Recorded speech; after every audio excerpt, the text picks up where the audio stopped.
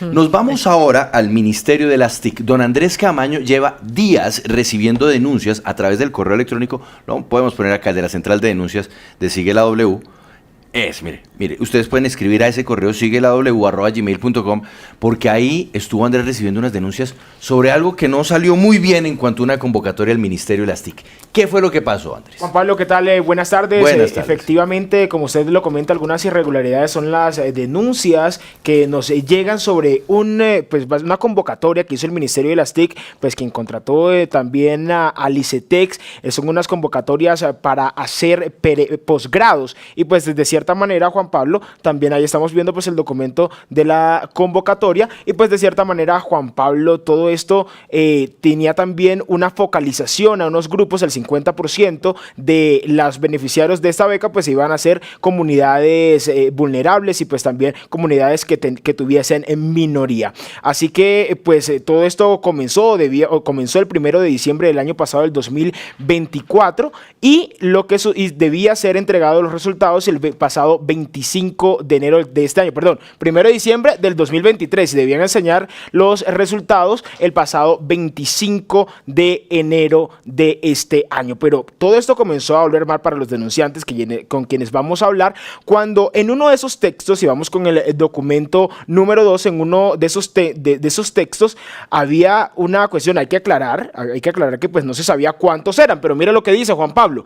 la presente convocatoria de adjudicación se podrá cerrar en la etapa de inscripciones antes de la fecha de cierre si se presenta un número de solicitudes superior a un 20% al valor de los recursos disponibles. Bien, o sea que si llegaban, no sé, si eran 100 cupos, sí, cuando llegaban a 120 inscritos, paraban. Eso es lo que dice se podrá, se ¿no? podrá. Sí, eso sí, lo ponen en una especie como de condicional, se podrá, lo dejan abierto. Sin embargo, Juan Pablo, que se pasaran 30, 40%, pues como dice se podrá, uno podría hasta entenderlo. Perfecto. Ajá. Sí, hasta entenderlo.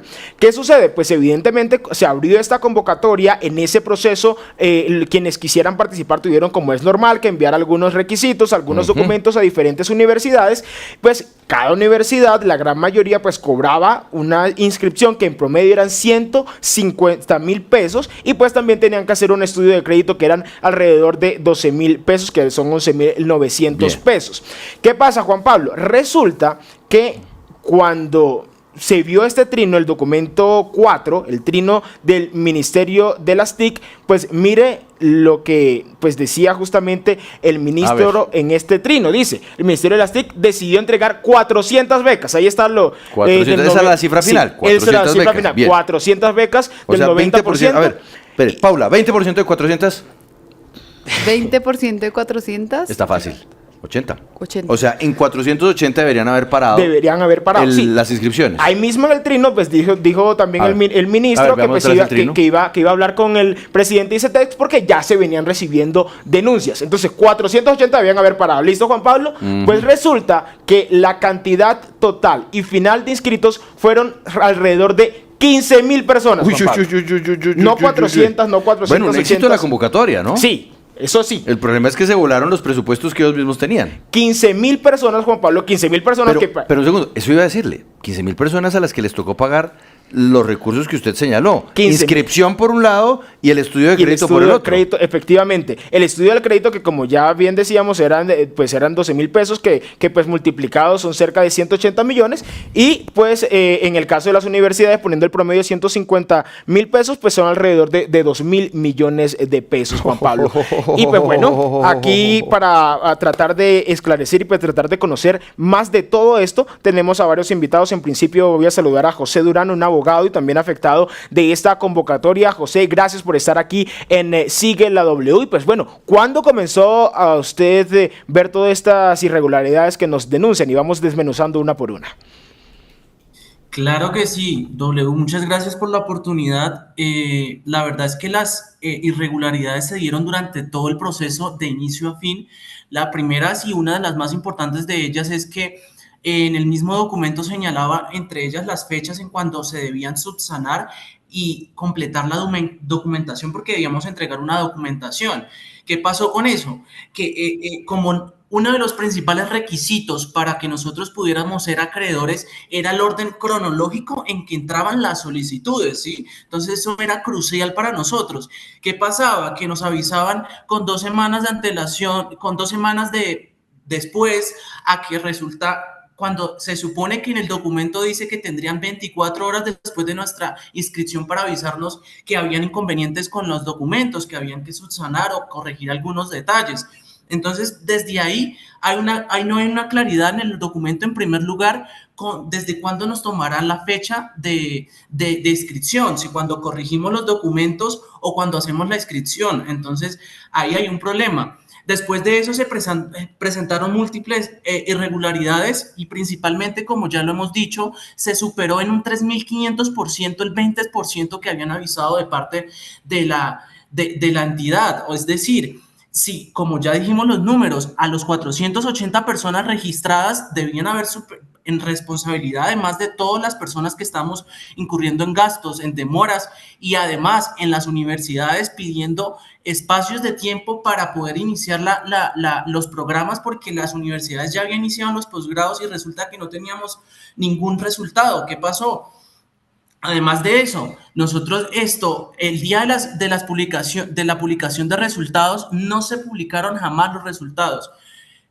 Posteriormente a eso nos comunicaron que habían recibido una orden cautelar de parte de un juzgado de Cartagena en donde se les pedía no publicar los resultados porque precisamente otra de nuestras compañeras que resultó, digamos, lesionada en sus derechos al debido proceso, a la igualdad y a la educación, había instaurado una tutela pidiendo que precisamente por las irregularidades en los términos de subsanación no se le habían dado. Entonces, José, ahí hubo un problema. José, perdóneme, porque yo quiero tratar de comprender algo que todavía no tengo muy claro. Porque entonces, listo, ustedes, los que estaban aspirando a quedarse con alguna de estas becas de posgrado, primero tenían que inscribirse, hacían el pago de 150.000 pesos. Para algunas personas eso puede ser muy poco, pero para otras personas eso es muchísimo. Es que esto es el subsidio de transporte. Esto es el equivalente del subsidio de transporte mensual que recibe una persona que tiene un salario mínimo. Pero bueno, 150.000 pesos más el otro pago, en fin. Pero había claridad sobre cómo era el proceso de selección, porque es que ya cuando usted recibe 15.000 inscripciones para solamente entregar 400 cupos, y cuando además se había establecido que máximo de pronto 480 se iban a dejar inscribir, ¿cómo se procedió para definir quiénes se quedaban con las becas? ¿Eso lo tenían ustedes claro? ¿Se les explicó en algún momento? Es importante aclarar, sí, los requisitos de selección, como ya lo había dicho, uno de ellos y el principal era el orden en que se habían realizado las inscripciones, debido a que pues, los recursos pues, obviamente no eran limitados, pero en primera instancia no los conocíamos. Digamos que la beca tenía también un trasfondo de población vulnerable y de mujeres que esa población se iba a preferenciar en un 50%. Entonces, ahí se agrava todavía aún más el hecho de que le estamos permitiendo que no solo, este es un promedio, hay personas que llegaron a pagar hasta 300.000 pesos por su inscripción, hay personas y casos de personas que no realizaron el estudio de CIFIN una vez y no realizaron el estudio del crédito hasta 5 veces, y estamos hablando de que tenía un trasfondo de población vulnerable. Entonces, ¿hasta dónde llega la responsabilidad? Y me parece un poco inaudito que permitan y que el comunicado que hizo recientemente el ICETEX es que nada, que todo estaba bien. Y entonces, ¿qué pasa con la inversión que hizo un montón de personas y que además era población vulnerable? Sí, efectivamente, para eso y para hablar también de lo que usted nos viene comentando, saludamos a esta hora a Felipe Lalinde, quien también pues estuvo afectado en todo este proceso. Felipe, gracias por estar en Sigue la W. Cuéntenos en principio a qué universidad se inscribió usted, cuánto le tocó pagar por la inscripción y cuál era el posgrado que usted quería hacer. Bueno, muy buenas tardes, muchas gracias por el espacio de la W. Mi caso pues terminó siendo muy particular porque lo que sucede es que yo encontraba haciendo la especialización en analítica en la Universidad Nacional. Cuando me tocó suspenderla un año porque no contaba con los recursos para poder terminarla, cuando sale la convocatoria, yo me comunico con el ICETEX, le pregunto si por medio de ellos puedo financiar este semestre que me queda por medio de esa convocatoria. Me dicen que no porque pues en los términos sí está dispuesto que es una especialización que se empieza desde cero. Pregunto entonces si me puedo presentar a la convocatoria presentándome a otra universidad y paralelamente solicitar un estudio de crédito para ver si igual puedo financiar la especialización en la nacional, como para tener como las múltiples opciones abiertas y poder realizar mis estudios de posgrado. Me dicen que nomás me puedo presentar a una línea de crédito porque esta convocatoria en sí no son becas, sino créditos condonables, ¿no es cierto? Entonces, bueno, uno cuando pues está escaso de recursos siempre termina escogiendo como lo que de pronto se le sea más factible en estos momentos, lo que le salga de pronto más económico. Decidí entonces presentarme a la Universidad de AFIT, a la especialización de sistemas de información. Al principio la universidad no sabía, no conocía de manera pues a fondo la convocatoria. Ellos me decían como, sí, tenemos esta carrera, tenemos la especialización, lo que pasa es que la especialización la abrimos siempre para el segundo semestre de cada año, pero fue tanta la gente que empezó a llamar a la universidad a preguntar por esta que la universidad decidió abrir la convocatoria para este primer semestre. Se hizo el proceso de la entrevista, todo, se enviaron los papeles, se verificaron. En mi caso no tuve como problemas de subsanación ni nada de eso, se verificó todo y toda la cuestión. ¿Qué pasa? Que el día que pues publican los resultados, de todas maneras no los publicaron mediante la página del ICETEX, sino que lo hicieron mediante un documento de Excel que uno descargaba y uno ahí colocaba el documento de uno y salía si estaba aprobado o no. Cuando entonces ya el ministro sale e indica que nomás eran los 400 cupos, pues termina siendo como el boom porque pues la mayoría de los afectados nos reunimos y dijimos como, ¿qué pasó acá? ¿No es cierto? La cuestión también, más que todo, termina siendo una cuestión de dignidad y de respeto frente a los ciudadanos, a los colombianos, ¿no es cierto? Si ustedes se ponen a ver de pronto las convocatorias que hizo el gobierno anterior, por ejemplo, en el gobierno del expresidente Duque, que hizo las convocatorias a través de forma, un ticket para el futuro, algo por el estilo, habían una convocatoria que sacaron, benefició a más de 400 personas, pero eran maestrías al exterior. Sí. Hubo una convocatoria que benefició a más de 7.000 personas. Felipe, sí, tal cual. Y todo lo que estás diciendo hace parte de estas denuncias y por eso también José Durán tocaba otros los puntos, que es que muchas personas tuvieron que pagar más de una vez el crédito. Por eso a esta hora es que mire, ¿sabe qué, Andrés? Sí. Estoy viendo aquí un comentario que además es terrible y es no cerraron las inscripciones cuando supuestamente debían haberlo hecho, dejan que se sobrepase de manera exagerada el límite que se había establecido o el techo y nadie dijo nada y mientras tanto las universidades recibiendo la plata, lo cual pues ya es un poquito deshonesto. Y la gente Totalmente. ilusionándose cuando ya no tenían casi posibilidad. Ahora nos están preguntando que esto en qué gobierno es, en este gobierno, y qué ministerio. El ministro se llama Mauricio Liscano, a quien por supuesto invitamos para que nos acompañara, pero nos mandó un comunicado. A ver, Andrés, continuemos, por favor. Bueno, efectivamente saludamos a esta hora a Gisney Soto, también está afectada en todo este proceso. Ella fue una de las que les tocó pagar más de una vez el estudio de crédito. Lo pagó 5 veces. Gisney es lo que entiendo. Buenas tardes. Sí, así es. Buenas tardes. Pues muchas gracias por el espacio. Sí, realmente lo pagué varias veces porque al haber leído este término de la convocatoria, de esa posibilidad de que se cerrara cuando se superaran los cupos y ver que la convocatoria seguía abierta, pues yo sentía que todavía tenía la posibilidad de participar. Entonces, pues uno por no querer como dejar de hacer lo que está en sus manos, ¿cierto? Para tener esa posibilidad de estudiar un posgrado, que para muchos de nosotros es difícil. Entonces, pues digamos que tomé esa decisión. A nivel monetario, pues no, bueno, fueron 5, personalmente no es lo que más me ha afectado, sino ver pues todas estas irregularidades, todo este proceso que desde un inicio pues no fue claro, no fue transparente, no nos dijeron un estimado de más o menos cuántos cupos habían.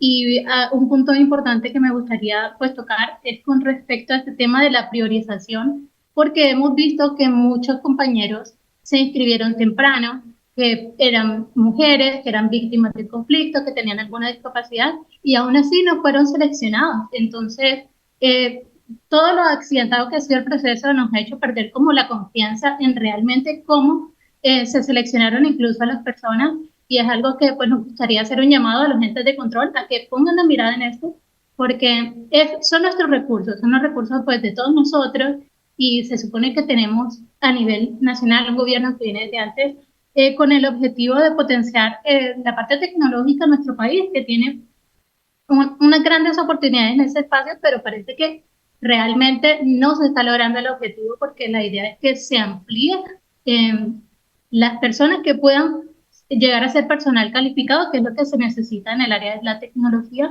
para contribuir al desarrollo de nuestro país. Entonces, todo ese tipo de cosas son las que han generado indignación entre nosotros y por eso estamos aquí y queremos que se nos escuche y que se haga algo al respecto porque las cosas deberían hacerse de la mejor manera y nos gustaría confiar en nuestras instituciones, pero este tipo de cosas hacen que perdamos la confianza en ellas. Ay, ay, ay. Es que ese es un tema también de confianza. Y ahí bien lo acaba de decir nuestra invitada. Y es lamentable porque finalmente es jugar con las expectativas de las personas y también en algunos casos con el bolsillo. ¿Qué le dijeron, Andrés, desde el Ministerio de las TIC? Reiteramos, invitamos al ministro, que fue quien hizo la convocatoria. Es más, la hizo por medios de comunicación. Sí, claro. Y yo creo que por eso importante. también el éxito de la misma. Pero, ¿se le salió de manos esto? ¿Qué fue lo que ocurrió? Bueno, Juan Pablo, efectivamente nos enviaron un comunicado, como ya usted bien lo había adelantado, pero tengo que decir antes que el comunicado dice muy poco en principio y pues hablamos con una persona que sabe muy bien del proceso y tiene quizás unas explicaciones más amplias y por eso es que estábamos esperando que pues alguien desde el ministerio nos ayudara a resolver todas estas incógnitas. Vamos a ver el comunicado que en principio en los primeros párrafos pues simplemente tratan de dar un contexto general de efectivamente ahí está, un contexto general de pues toda esta convocatoria, dicen que fueron 373 personas los beneficiarios y si lo subimos un poco, Juan Pablo, pues en la parte inferior del comunicado, pues dice que para dar mayor oportunidad a estas poblaciones la convocatoria se mantuvo abierta hasta la fecha límite del pasado 12 de 2024. Además, el tiempo de subsanación de documentos fue extendido atendiendo a múltiples solicitudes de aspirantes, una medida cautelar ordenada por un juez de la República y para dar la posibilidad de participación en las mismas condiciones a quienes presentaron dificultades de este proceso. Y mira el siguiente párrafo, Juan Pablo, que me llama muchísimo la atención por lo que dice. Entendemos la inconformidad y las molestias generadas frente al alto número de inscritos y somos conscientes de la gran expectativa que esta convocatoria generó en los aspirantes y sus familias. Por esto, en MINTIC destinará más recursos para este tipo de información académica y programará la realización de una segunda convocatoria. Pero venga, ¿se resuelve el tema de los recursos de si la plata la van a devolver o no? No responden nada. ¿Se resuelve el tema de por qué razón se desbordaron cuando ellos mismos habían puesto dentro de la misma convocatoria que al superarse el 20% de los cupos se iba a limitar el mismo? No del todo, solamente dicen que pues de cierta manera lo ampliaron para llegar a más regiones. Ok, y ¿se resuelve cómo fue el proceso de selección? No se resuelve, Juan Pablo. Por eso pues estamos esperando una respuesta más concreta a cada uno de estos puntos que pues se tocaron en estas denuncias con nuestros denunciantes.